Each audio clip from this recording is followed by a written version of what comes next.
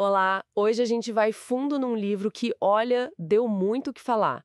A Sutil Arte de Ligar o Foda-se, do Mark Manson. A gente tem aqui uma análise crítica dele para discutir.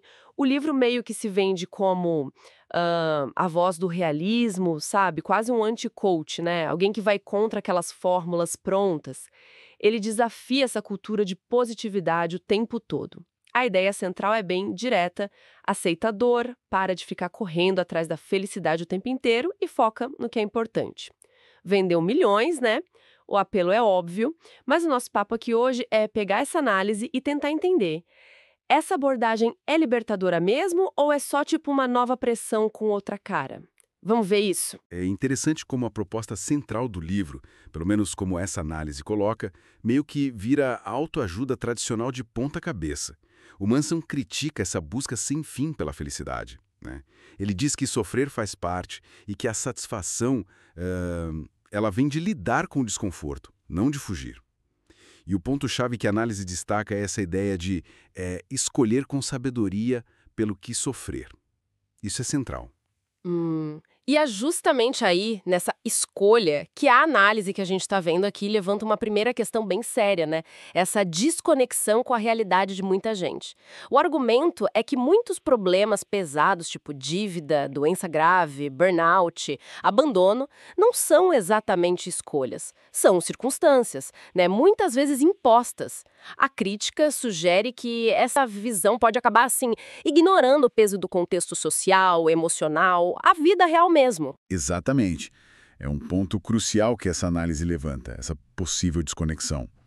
E isso, olha, se conecta com outra crítica forte que aparece sobre aquela frase famosa: você não é especial. A intenção, talvez, seja tirar um peso das costas, né? Mas a análise argumenta que, para quem já está lutando com baixa autoestima, ou, sei lá, ouviu a vida toda que não era bom o suficiente, isso pode ser bem destrutivo, na verdade. Ao invés de libertar, pode acabar reforçando o sentimento negativo. Se a gente pensar no quadro geral de saúde mental, validação, acolhimento são super importantes, né? E essa mensagem pode ir na contramão disso. Faz todo sentido. E sobre aquela ideia de valorizar o sofrimento, aceite a dor, o que a análise diz? Pelo que eu vi aqui, critica a falta de ênfase em coisas como rede de apoio, a importância de ter alguém para ouvir, acesso a cuidado de saúde mental de verdade. Questiona se não rola uma certa romantização da dor, sabe? Como se fosse o único jeito de crescer. A análise até sugere uma coisa meio perigosa. Quem não aguenta o tranco sozinho pode ser visto como fraco nessa lógica. É isso. É por aí. E como contraponto, a análise traz alternativas que ela considera, digamos, mais construtivas. Em vez de só ligar o foda-se para tudo, propõe aprender a dizer não sem se sentir culpado. Lidar com a dor buscando apoio ativo e importante, não sozinho, e ter objetivos que sejam realistas, que respeitem o ritmo de cada um.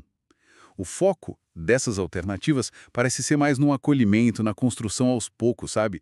Menos nessa coisa de resistência individual a qualquer custo. Isso me leva a pensar num outro ponto que a análise levanta, que é quase um paradoxo, né?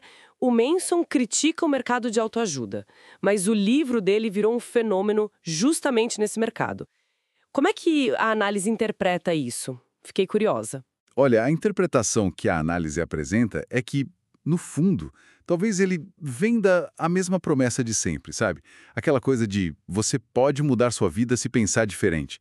Só que com uma roupagem mais agressiva, mais direta, a análise até brinca que é como se ele te xingasse enquanto entrega a mensagem. Isso faz a gente pensar, né? Como até esses movimentos tipo anti-autoajuda, podem acabar sendo engolidos por aquilo que criticam. Entendi. Então, para resumir a visão dessa análise, ela parece concluir que, embora o livro acerte ao criticar a positividade forçada, ele talvez crie uma outra armadilha. É isso? Exato. A síntese da análise é bem essa. O risco de trocar a pressão de ser feliz o tempo todo pela pressão de não se importar com as coisas certas. E aí gerar culpa por sofrer por motivos que, sei lá, o livro talvez considere triviais. Levanta uma questão importante sobre como essas tendências, né, mesmo as que se dizem anti, podem prender a gente em novos ciclos de expectativas. Então, a gente fica com essa tensão bem clara que a análise apontou.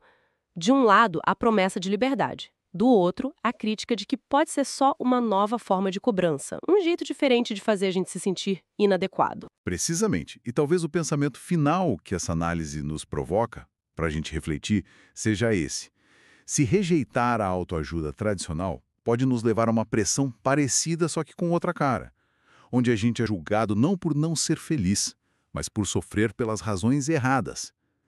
Como seria então uma abordagem que realmente ajudasse a gente a se libertar mais das expectativas externas? Sobre como a gente deve sentir ou o que a gente deve valorizar. Fica aí a reflexão.